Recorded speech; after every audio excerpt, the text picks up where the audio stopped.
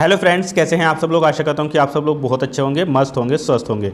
दोस्तों, अगर आप दिव्यांग साथी हो तो आज की ये वीडियो आप लोगों के लिए बहुत ही ज़्यादा इंपॉर्टेंट होने वाली है, क्योंकि इस वीडियो में मैं आप लोगों को बताने वाला हूं कि दिव्यांग साथी CCRUM का फॉर्म किस तरीके से अप्लाई करें। दोस्तों, आज से कुछ दिन पहले मैंने आप लोगों के लिए एक वीडियो बनाई थी जिसमें मैंने CCRUM में जो भर्ती आने वाली थी उसके बारे में डिटेल में बताया था, और तब मैंने आपको ये भी बताया था कि इसके फॉर्म फिल होना शुरू हो जाएंगे 1 जुलाई से और ये 31 जुलाई तक भरे जाएंगे।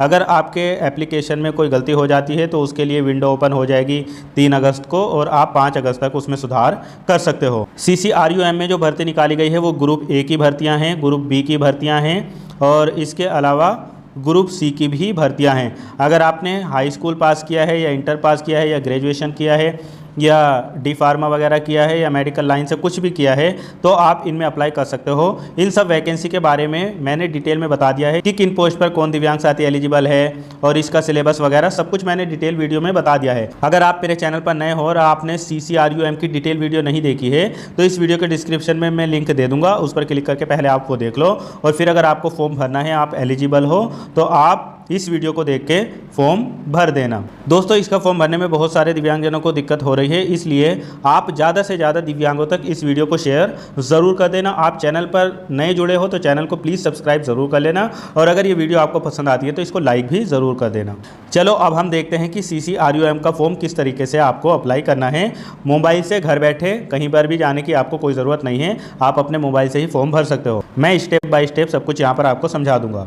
दोस्तों, इसको अप्लाई करने का डायरेक्ट लिंक मैं अपने टेलीग्राम चैनल पर शेयर कर दूंगा, तो अगर आप अभी तक मेरे टेलीग्राम चैनल से नहीं जुड़े हो तो इस वीडियो के डिस्क्रिप्शन में उसका भी लिंक है, उस पर क्लिक करके आप ज्वाइन कर लो। वहाँ पर जैसे ही आप लिंक पर क्लिक करेंगे तो आपके सामने इस तरीके का इंटरफेस आएगा। अब आपको सबसे पहले दिख रहा होगा यहाँ पर रजिस्टर्ड, तो रजिस्टर्ड पर आप क्लिक करेंगे। क्लिक करते ही आपके सामने इस तरीके का इंटरफेस आएगा। तो सबसे पहले आप इसमें अपना नाम फिल करेंगे।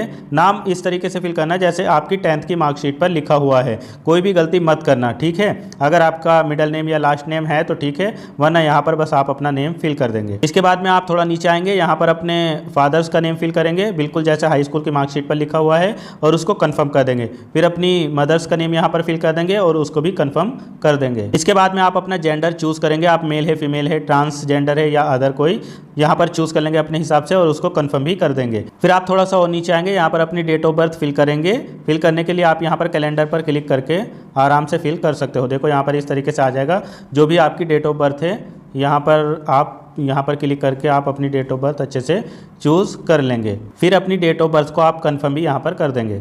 इसके बाद आप थोड़ा नीचे और आएंगे, यहाँ पर अपना मोबाइल नंबर फिल करेंगे। इसके बाद में यहाँ पर अपनी ईमेल आईडी फिल करेंगे। मोबाइल नंबर और ईमेल आईडी आपकी एक्टिव होनी चाहिए क्योंकि OTP भी जाएगा। फिर इसके बाद में आप थोड़ा सा और नीचे आएंगे और यहाँ पर अपना आइडेंटिटी प्रूफ सेलेक्ट कर लेंगे, मतलब आइडेंटिटी में आप क्या देना चाहते हो। यहाँ पर जैसे देखो यहाँ पर ऑप्शन आ रहे हैं voter ID, passport, PAN card, driving licence, Aadhaar card या और कोई डॉक्यूमेंट्स अगर है तो वो जो भी आप देना चाहते हो उसको यहाँ पर सेलेक्ट कर लेंगे। फिर उसके बाद में अपना ID नंबर यहाँ पर फिल कर देंगे। फिर आप थोड़ा सा और नीचे आएंगे और यहाँ पर अपना सिटीजनशिप स्टेटस चूज़ कर लेंगे कि आप इंडियन हैं या अगर आप नेपाल, भूटान वगैरह से है तो भी चूज़ कर सकते हैं, तो आप यहाँ पर इंडियन चूज़ करेंगे।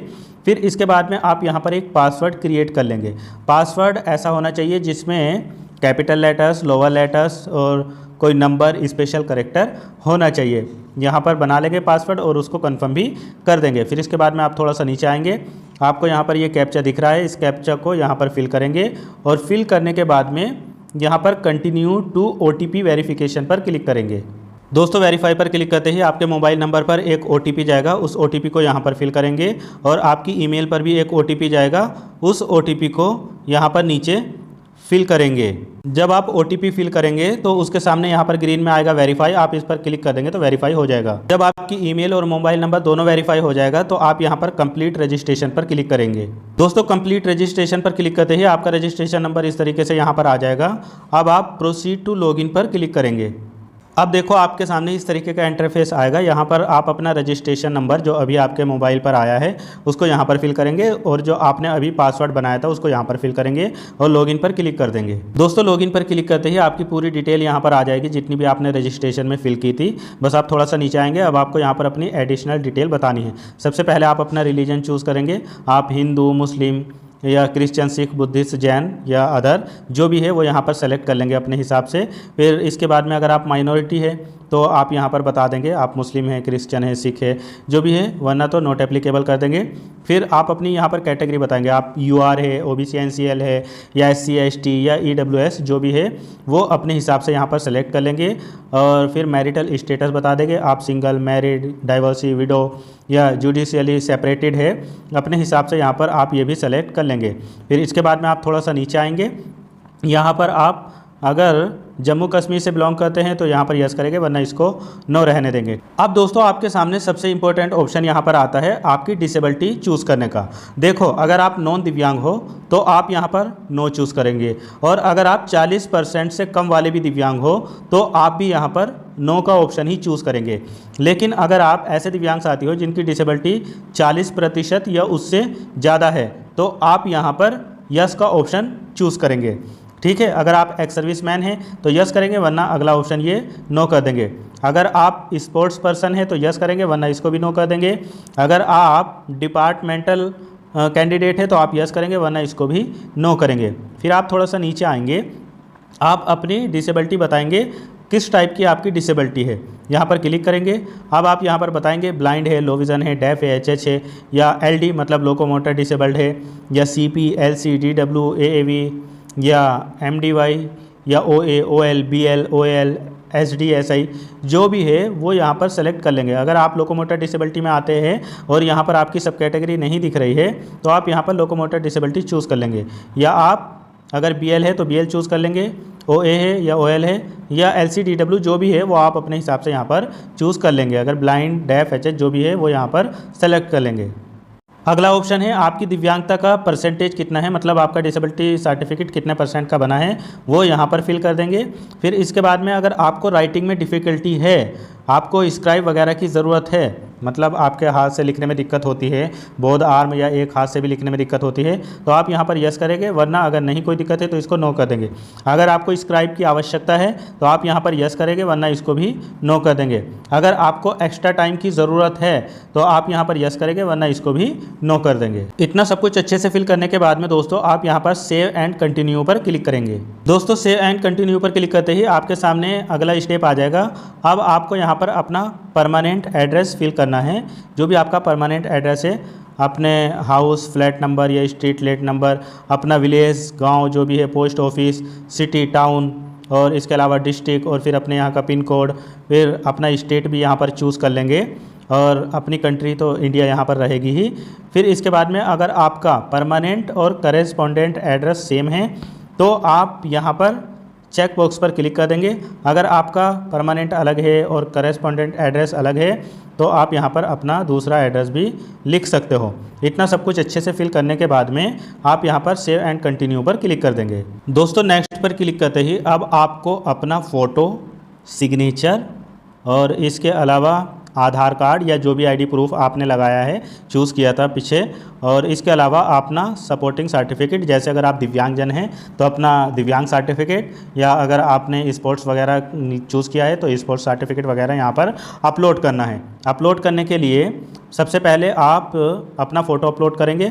फ़ोटो आपका मैक्सिमम 2 MB तक का होना चाहिए, JPG या PNG में आप कर सकते हो, ठीक है। और अपलोड करने के लिए यहाँ पर अपलोड पर क्लिक करेंगे, आपके मोबाइल में जहाँ पर भी होगा उस पर क्लिक कर देंगे तो वो अपलोड हो जाएगा। इसी तरीके से आप अपना सिग्नेचर अपलोड कर देंगे, और उसी तरीके से आप अपना आधार कार्ड PDF में अपलोड कर देंगे, और इसी तरीके से आप अपना डिसेबिलिटी सर्टिफिकेट भी PDF में अपलोड कर देंगे। सब डॉक्यूमेंट्स अच्छे से अपलोड करने के बाद आप यहाँ पर सेव एंड कंटिन्यू पर क्लिक करेंगे। दोस्तों कंटिन्यू पर क्लिक करते ही आपके सामने पूरी डिटेल आ जाएगी। अब आप अच्छे से पढ़ लेंगे।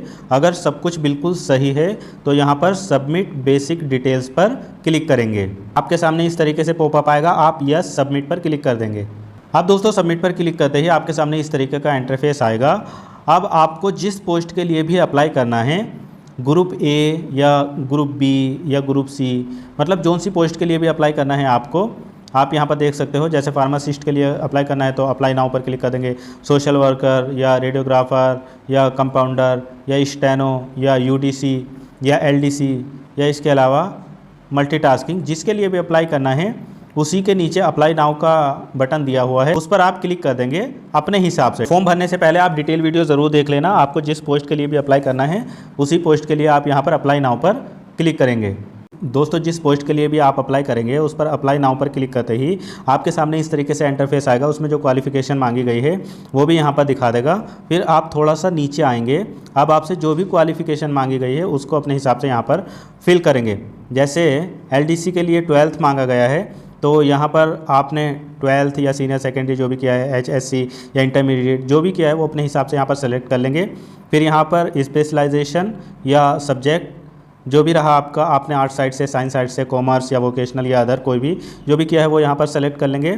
फिर थोड़ा सा आगे बढ़ेंगे तो यहाँ पर इंस्टीट्यूट या यूनिवर्सिटी का नेम लिख देंगे, मतलब आपने अपना इंटरमीडिएट वगैरह जिस भी कॉलेज वगैरह से किया है वो यहाँ पर फिल कर देंगे। फिर इसके बाद में आप थोड़ा और आगे बढ़ेंगे तो यहाँ पर ड्यूरेशन, आपका इंटरमीडिएट कितने दिनों में पूरा हुआ, तो लगभग इसमें 2 साल लग जाते हैं, तो यहाँ पर 2 साल फिल कर देंगे। फिर उसके बाद में आपका परसेंटेज कितना था वो यहाँ पर फिल कर देंगे, और डेट ऑफ पासिंग, मतलब आपने कब पास किया है वो यहाँ पर चूज़ कर लेंगे। डेट, मंथ सब कुछ यहाँ पर चूज़ कर लेंगे। इतना सब कुछ फिल करने के बाद में आप थोड़ा नीचे आएंगे। अब यहाँ पर अदर क्वालिफ़िकेशन भी यहाँ पर रिक्वायर्ड है तो उसको भी फिल कर देंगे। सबसे पहले यहाँ पर क्वालिफ़िकेशन पर क्लिक करेंगे। अब आपने डिप्लोमा या 10th या अदर जो भी किया है वो यहाँ पर फिल कर देंगे, मतलब अपनी 10th की डिटेल भी यहाँ पर दे देंगे। उसमें भी स्पेशलाइजेशन में आप 10th यहाँ पर लिख देंगे, और फिर इसके बाद में आप इंस्टीट्यूट, कॉलेज का नेम लिख देंगे, ड्यूरेशन लिख देंगे, और अपनी परसेंटेज और कब आपने पास किया है ये भी आप यहाँ पर बता देंगे। 10th की क्वालिफ़िकेशन भी फिल करने के बाद में अगर आप और क्वालिफ़िकेशन देना चाहते हो तो यहाँ पर दे सकते हो, वरना इसको छोड़ भी सकते हो। अगर आप और फिल करना चाहते हो तो यहाँ पर ऐड रो पर क्लिक करके आप आगे भी क्वालिफ़िकेशन और फिल कर सकते हो। इसके अलावा किसी पोस्ट में अगर रिसर्च या टीचिंग या वर्क एक्सपीरियंस वगैरह मांगा गया है तो यहाँ पर फिल कर सकते हो। अगर नहीं मांगा गया है तो ये ऑप्शनल है, ये कोई ज़रूरी नहीं है। इतना सब कुछ अच्छे से फिल करने के बाद में आप यहाँ पर सबमिट एजुकेशन पर क्लिक करेंगे। अब दोस्तों आपके सामने अगली विंडो ओपन हो जाएगी। अब आपको यहाँ पर अपनी इसेंशियल क्वालिफ़िकेशन, जो भी आपकी इसेंशियल क्वालिफ़िकेशन है जो उस पोस्ट के लिए मांगी गई है, उसका सर्टिफिकेट यहाँ पर अपलोड करेंगे। मान लीजिए 12th लेवल वाली भर्ती में कर रहे हो तो यहाँ पर 12th का सर्टिफिकेट, या 10th वाली में कर रहे हो तो 10th का, या ग्रेजुएशन डिप्लोमा वाली में कर रहे हो तो ग्रेजुएशन डिप्लोमा का सर्टिफिकेट यहाँ पर अपलोड करेंगे। अपलोड करने के लिए 5 MB से कम का होना चाहिए, और PDF वगैरह में आप कर सकते हो। फिर उसके अलावा जो अदर डिटेल आपने भरी होगी उनका डॉक्यूमेंट्स भी यहाँ पर अपलोड करेंगे। अपलोड करने के लिए आप यहाँ पर अपलोड फाइल पर क्लिक करेंगे। आपके मोबाइल में जहाँ पर भी PDF होगी उस पर क्लिक कर देंगे तो वो यहाँ पर अपलोड हो जाएगी।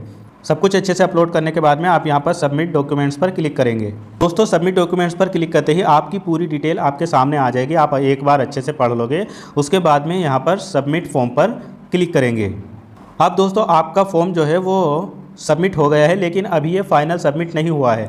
इसमें नोटिफिकेशन में तो लिखा हुआ था कि दिव्यांगजनों की कोई फ़ीस नहीं लगेगी, पर जब ये दोबारा से नोटिफिकेशन आया तो उसमें यहाँ पर लिखा हुआ है कि प्रोसेसिंग फ़ीस जो है वो दिव्यांगजनों की 500 रुपये लगेगी, बाकी एग्जामिनेशन फ़ीस नहीं लगेगी।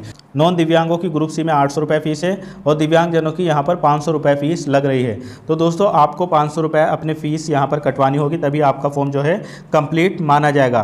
तो कंप्लीट करने के लिए आप यहाँ पर मेक पेमेंट पर क्लिक करेंगे, और आप UPI या डेबिट कार्ड, क्रेडिट कार्ड, जिससे भी आप करना चाहते हो 500 रुपये पे कर देंगे, तब आपका ये फॉर्म कंप्लीट हो जाएगा। तो मुझे उम्मीद है कि ये वीडियो आपको पसंद आई होगी और समझ भी आया होगा। अगर आपको वीडियो पसंद आई है तो इसको लाइक शेयर ज़रूर कर देना, और चैनल पर नए हो तो सब्सक्राइब ज़रूर कर लेना।